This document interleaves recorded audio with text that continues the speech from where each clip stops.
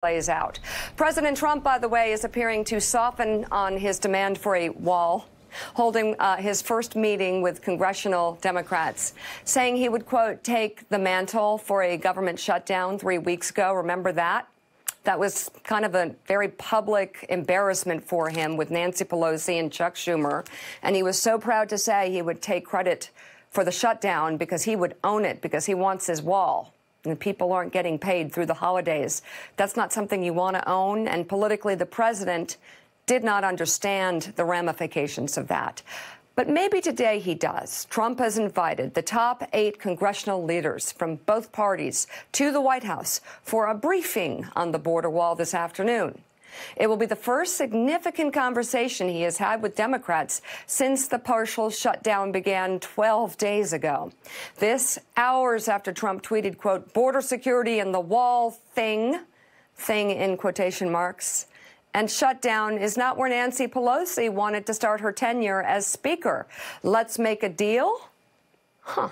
To which Speaker-designate Pelosi replied, Donald Trump has given Democrats a great opportunity to show how we will govern responsibly and quickly pass our plan to end the irresponsible Trump shutdown.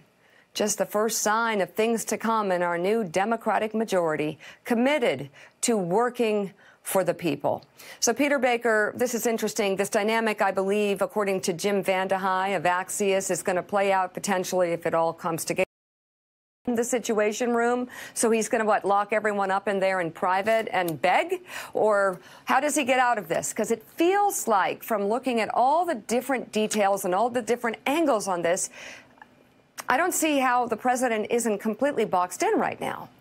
Well, it is a difficult situation because, in fact, Sarah Huckabee Sanders has now said that the Pelosi plan is a non-starter. So this idea of separating the border security and Department of Homeland Security funding from the rest of government that's shut down, he's now officially at least taken off the table. That could change. One of the things we've seen, of course, is he's pretty malleable on negotiations as well. But he hasn't been the deal maker he promised to be. He came into office saying, I'm the ultimate deal maker. I'm a businessman. I've been doing this my whole life.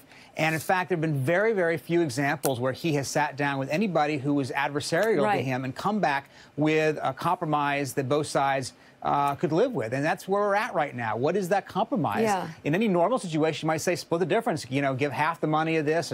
This is not where they're at. Both sides are pretty locked into this. Both sides believe, at least the Democrats do, that they are politically advantageous position right now. President Trump is pretty locked into this. He gave up his Mar-a-Lago vacation for this. He's not going to simply take nothing. That's where he's at the moment anyway.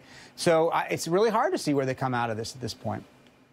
And Rick Tyler, there's some reporting or some sense that we have that Republicans are really frustrated that they're in this position. They're trying to translate for the president, and he keeps doubling down on his stupid wall that nobody wants. What would be the inspiration for Democrats to give in any way? What would make them not go in there and just say, no, sorry, not going to negotiate on this. We're not giving you anything you want, period.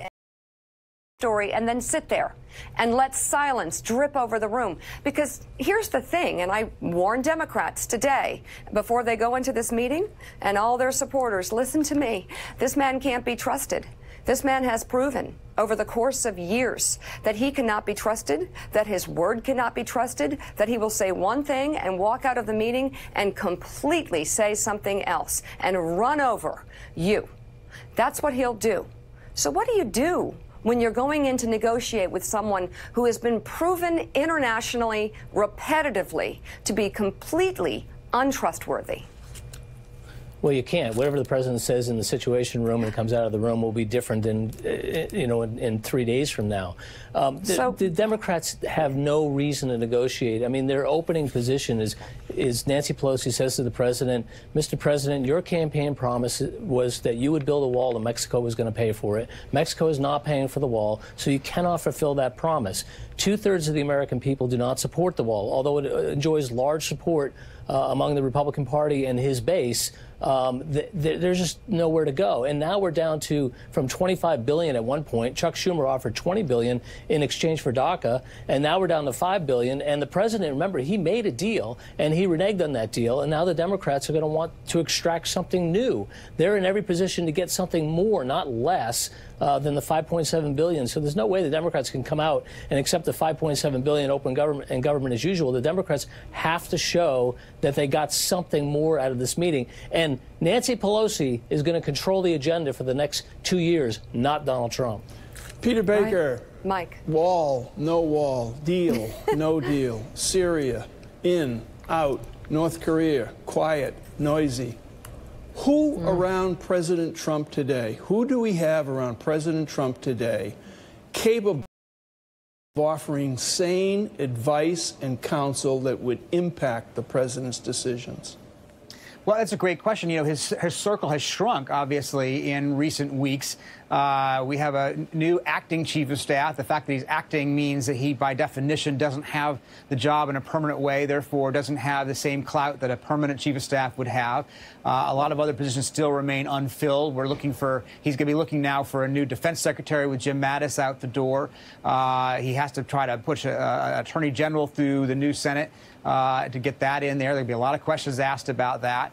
And increasingly, you see a president in the White House who doesn't trust the people around him, who seems at war with the people around him at times, doesn't even want to hear their advice because he thinks that they don't know what they're talking about. You know, our reporting before the break showed that he increasingly spends time over in the residence. He even has meetings over there. Feels watched when he's at the Oval Office. He's spending even more time, if that's possible, watching television than he had before. So it's a situation where he's a man following his own advice and following the importunings of the people he sees on Fox News in particular, or some other venue like that is convincing him that he needs to stand strong. Otherwise, he will look weak in the new era of divided government. So, Kimberly Atkins, you have a piece outlining the many challenges President Trump will face in 2019. How high is Bob Mueller on that list? Bob Mueller's at the top of that list. I mean, we expect his investigation to wrap up this year, and that will be the single most defining moment of the Trump presidency so far, depending what comes out of it. I mean, we have coming up the sentencing of Michael Flynn, someone who had made a deal to basically walk for his cooperation, and a judge is now askance at that deal and telling him he very well may go to prison. That's the president's former national security advisor. That's extraordinary. And then we still have yet to put together the final pieces when it comes to things like WikiLeaks and the potential involvement of the Trump campaign. That is going to be huge. Right behind that will be congressional Democrats when they take control, and the slew of investigations that will launch into Donald Trump, into his businesses, into his campaign. This is going to be